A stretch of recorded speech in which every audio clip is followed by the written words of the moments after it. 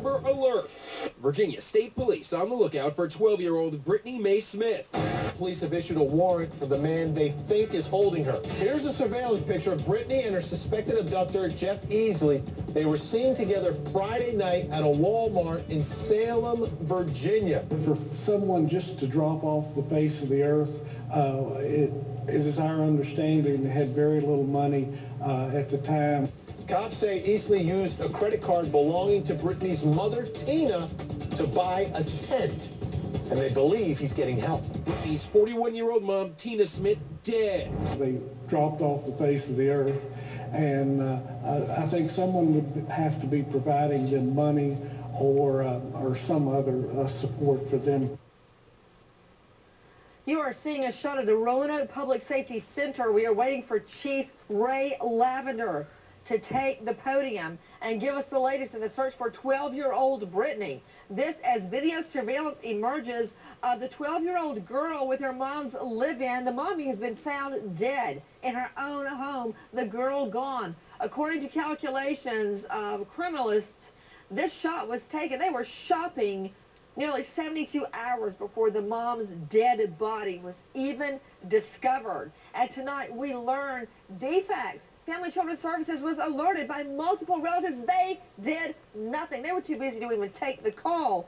And tonight I learned that this little girl was so afraid of Easley, she would talk to her friend on the phone, her little 12-year-old friend, and go, stay on the phone with me until mommy gets here. I'm afraid. I'm afraid he's going to hurt me. I want to get exactly what she said. Alexis, what was it she was saying to her little friend? Right, Nancy. The Roanoke Times is reporting that her 13-year-old friend 3 weeks ago said in a phone call, Brittany, stay on the phone with me. I'm afraid of this Easley. I want you to stay on the phone with me until my mother comes home. I want to go back to Sheila Ellis with the Roanoke Times, joining us out of Roanoke. Sheila, we are waiting for this live press conference to go down about the case. What do you anticipate? I'm not sure, Nancy. Actually, we've tried several times to contact the family. We talked to the grandmother today. The grandmother was very short with us. She did say that she called Child Protective Services, and she said she just wants her granddaughter to come back home.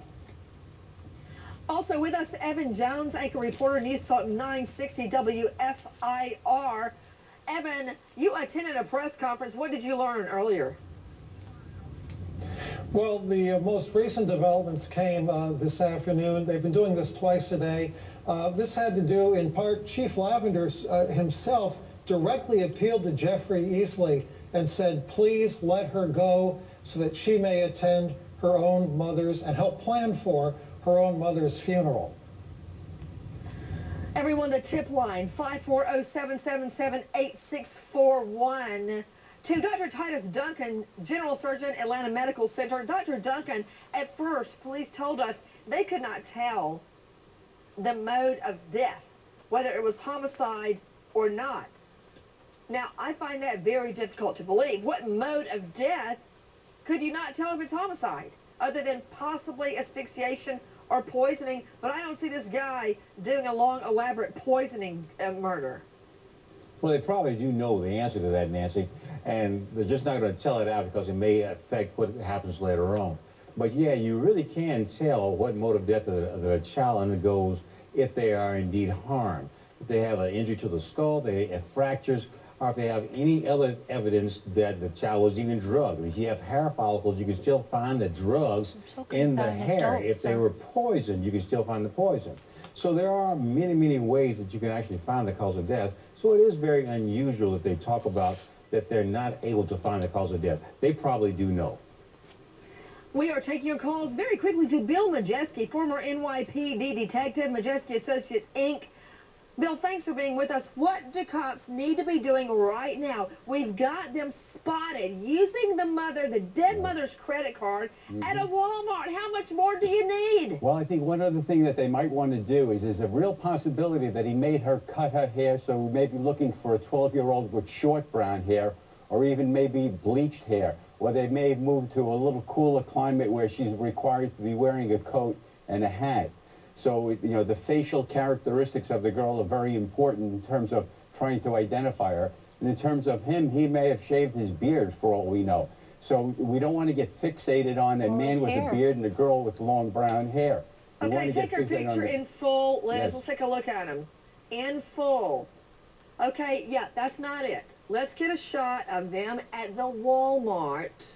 And the video surveillance in full. Okay, still got a beard. Her hair is long. In fact, it looks like his beard is actually growing. But you're right, Bill. Go ahead. Yeah, I was going to say, let's start circulating pictures more of her face rather than trying to create an image in people's minds that we're looking for a little girl. And it's a horrible situation. You know, she was aware that something was going to be happening.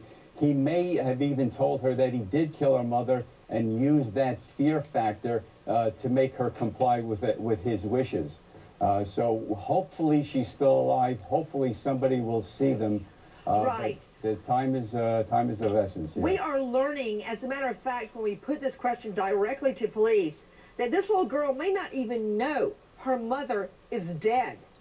We are taking your calls very quickly. Dr. Saunders, a lot of comments have come in about how it looks as if the little girl is not trying to get away.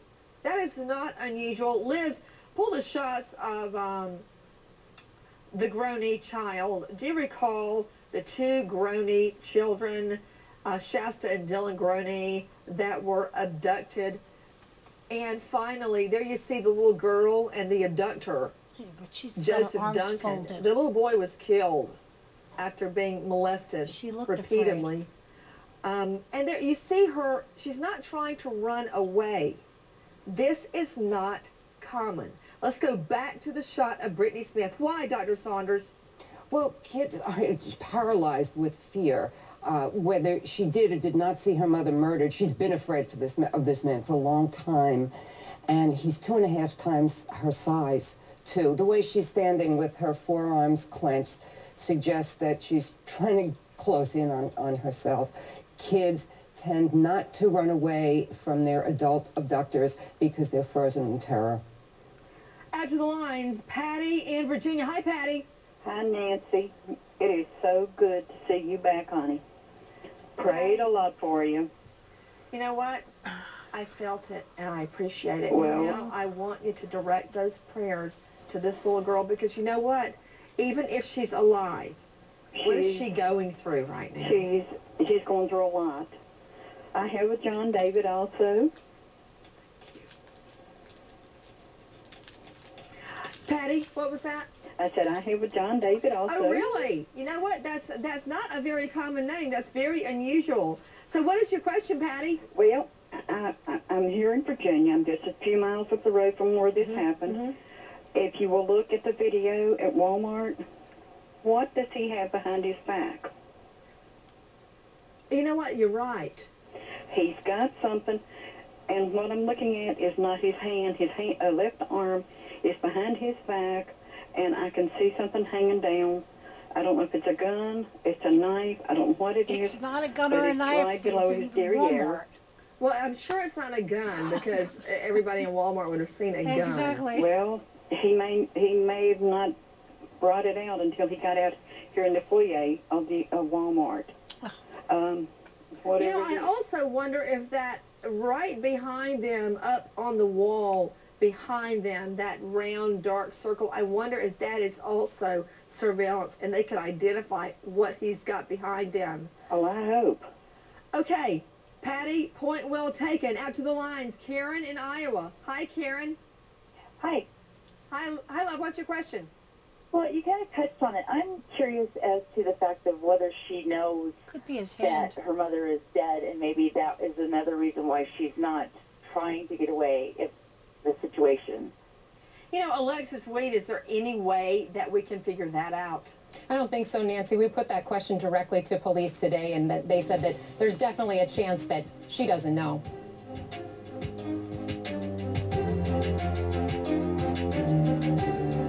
Be his hand. Brittany Mae Smith is abducted. Someone out there. Could be his hand behind his back, resting on his butt cheek, and it's just hanging down. He appears to have long hands, but it could be somebody sitting on a chair, and that could be their foot. There is a lady that's sitting there.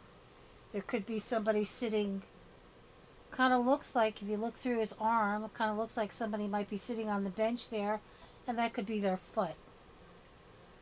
All you sleuthers out there, figure that one out. But that's what it looks like, somebody's foot. They cross their legs, or they could be stretched out on a bench and you see their foot.